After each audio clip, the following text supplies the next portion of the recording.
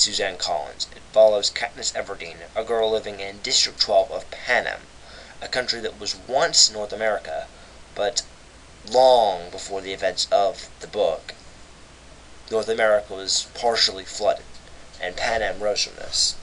The districts are ruled by the capital of Panem and are completely at its mercy. There are 12 districts in Panem, and this could be considered a ranking system.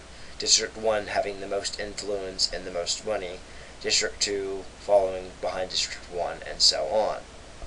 Most of the people living in District 12 of Panem are completely undernourished and spend their lives very hungry unless they are very well off for a person in District 12, such as the mayor, who doesn't have to worry about being hungry most of the time and has a little bit of golden jewelry.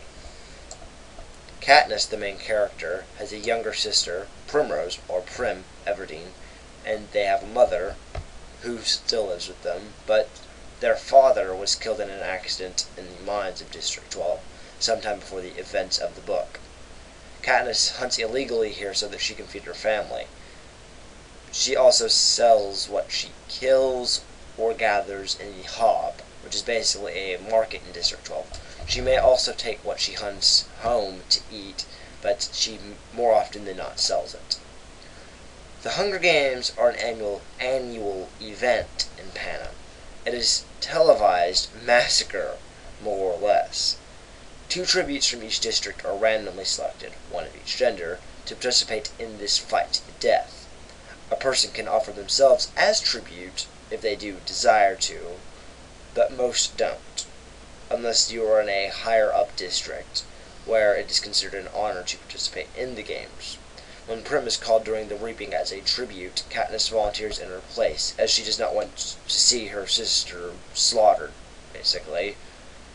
And the male tribute was Peeta Mellark, a boy who saved Katniss's life a few years before the events of this book. He's a baker in District 12.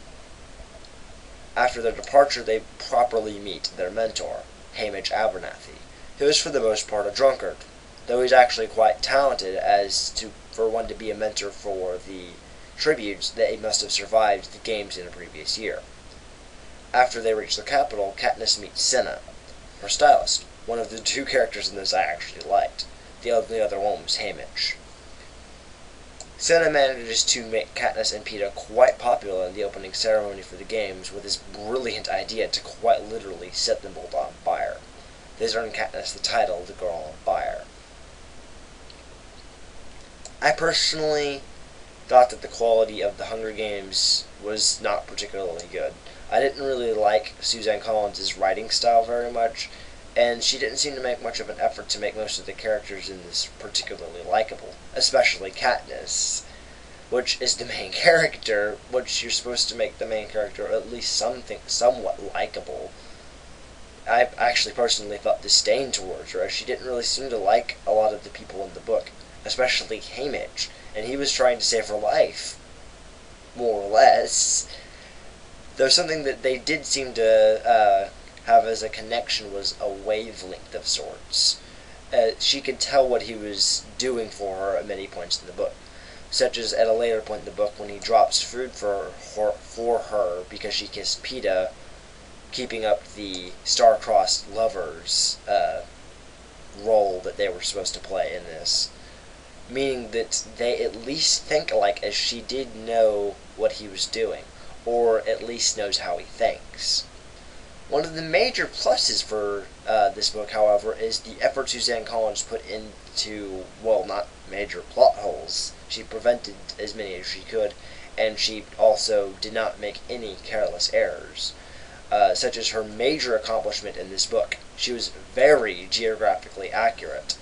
For example, District 12, which is basically in the northeastern United States and southeastern Canada, or at least where those 2 places used to be in this, which is an area where a lot of coal mining is done today and is still done in the Hunger Games.